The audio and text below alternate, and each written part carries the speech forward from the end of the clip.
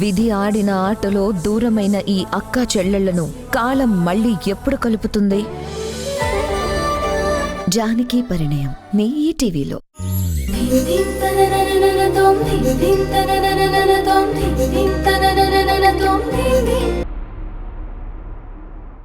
అత్తమ్మా. వసుంధరా చెప్పు. మీరు చెప్పిన వర్క్ అయిపోయింది. ఒకసారి చూస్తారా, లేదంటే తర్వాత రానా? పర్వాలేదు.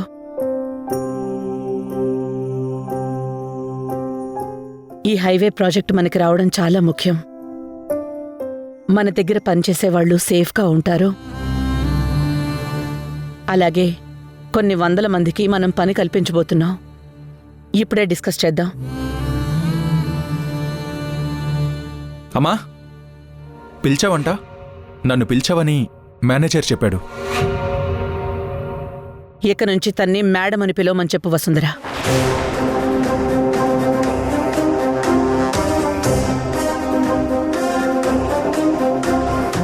పిలిచారంట మేడం, మేనేజర్ చెప్పాడు. నేను ఆల్రెడీ నీతో డిస్కస్ చేసిన విషయమే. నిన్ను మేనేజర్గా డిమోట్ చేసిన తర్వాత కూడా నీ పెర్ఫార్మెన్స్లో ఎలాంటి ఇంప్రూవ్మెంట్ కనిపించలేదు అని క్లియర్గా చెప్పాను.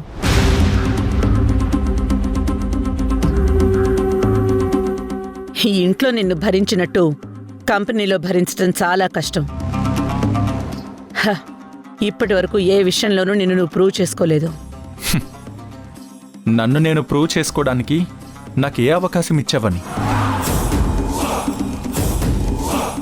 అవకాశాల కోసం అడుక్కునేవాడు ఏదీ సాధించలేడు. అవకాశాల్ని సృష్టించుకునేవాణ్ణి ఎవ్వరూ ఆపలేరు.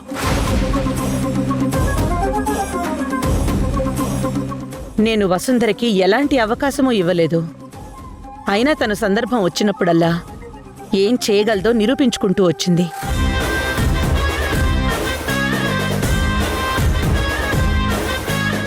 నీ కింద పనిచేస్తున్న కార్తిక్కి కూడా ఎలాంటి అవకాశం ఇవ్వలేదు.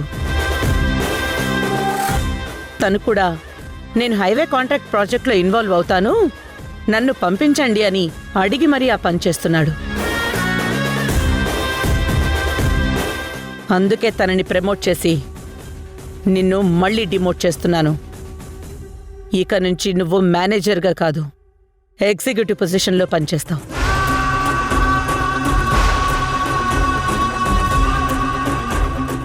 ఇక్కడ కూడా నువ్వు ఇంప్రూవ్ చేసుకోకపోతే కన్నాను కదా, పోషిస్తానేమో గానీ పని చేయకుండా ఇలా కూర్చోపెట్టను.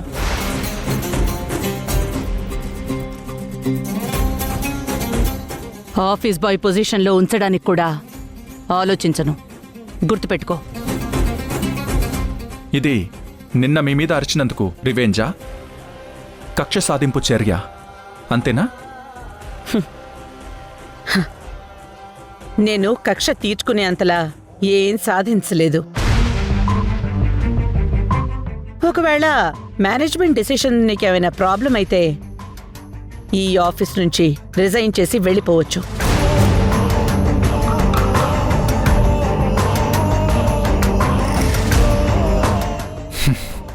ఇన్నాళ్ళు ఈ కంపెనీ నాది అనుకున్నాను, కానీ ఇక్కడ నేనేంటో నా పొజిషన్ ఏంటో కళ్ళకి కట్టినట్టు చెప్పారు.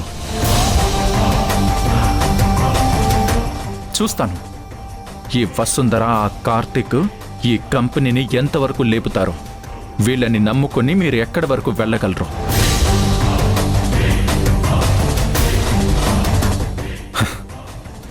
ఇంతకన్నా నా ఆత్మాభిమానాన్ని చంపుకొని ఇక్కడ పని చేయలేను. Thank you Mallika madam.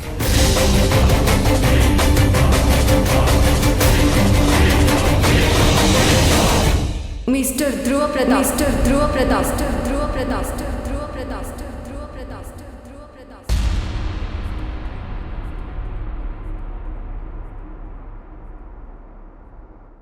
మీరు పారిపోవడం తప్ప ఏమీ చేయలేరని మేనేజ్మెంట్కి అర్థమైపోయింది. మీ నెక్స్ట్ మూవ్ ఇదే అని కూడా మేము ఊహించాము.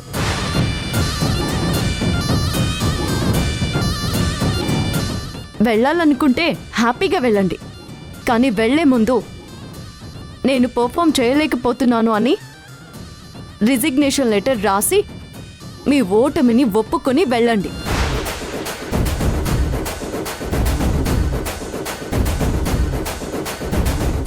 లేదా పద్ధతి ప్రకారం రాజీనామా ఇచ్చాక పూర్తి చేయాల్సిన నోటీస్ పీరియడ్ 1 నెల చేసి బయటికి వెళ్ళండి.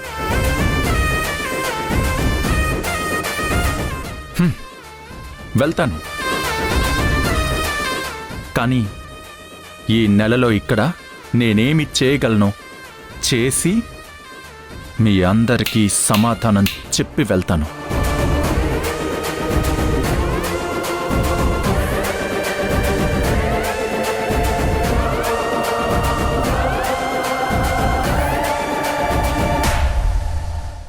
నువ్వు వాణ్ణి ఎందుకు ఆపావు? నేను డిమోట్ చేస్తాను అంటే వాడు రిజైన్ చేస్తాను అంటాడని నాకు తెలుసు. ఈ పవరు, డబ్బు కవచంలో ఉన్నంతవరకు వాడు ఏదీ చూడలేకపోతున్నాడు. ఇవన్నీ దూరమైన రోజున వాడికి వీటన్నిటి విలువ తెలుస్తుంది. చచ్చినట్టు కాళ్ల బేరానికొస్తాడు. ఇప్పుడైనా తెలుసుకోవాల్సింది పవర్ని, డబ్బుకి ఉన్న విలువని కాదత్తమ్మా, ప్రేమ, ఆప్యాయతకి ఉన్న విలువ. మీరు చెప్పింది చేస్తే ఆయన తిరిగి వస్తారు, కానీ మారి రారు కదా. డబ్బు కోసమో అభిమానం కోసమో నటించడం మొదలు పెడతారు. దానివల్ల మనం సాధించేదేముంది? ఆయన సాధించేదేముంది? ఈ సమయంలో మనం వదిలేస్తే పగలు కూడా తాగడం మొదలు పెడతారు. అంతకన్నా ఏం జరుగుతుంది? చూద్దాం, ఈ పంతంతో ఏదైనా సాధిస్తారేమో.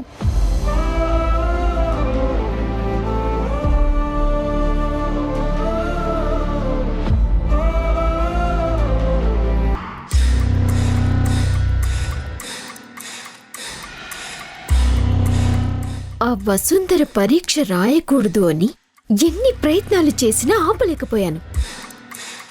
అదే కాదు, ఏమీ చేయలేకపోతున్నాను, ఏదీ ఆపలేకపోతున్నాను. ఎస్టేట్లో నా చేత చెంప దెబ్బ తిన్నాక కూడా ఏడుస్తూ నోరు మూసుకున్న ఆ వసుంధర నా సూట్ కేసుని కాలితో బయటికి తంతే చూస్తూ కూర్చోవలసి వచ్చింది. అన్నీ మూసుకొని అది చెప్పినవన్నీ చేయాల్సొచ్చింది. ఆఖరికి అది పెత్తనం చలాయిస్తే పని మనిషిలా బతకాల్సొచ్చింది. ఆ ఇంటికి కోడలిగా వెళ్లాల్సిన నేను నెల రోజులు కూడా నా స్థానాన్ని కాపాడుకోలేకపోయాను. షిట్.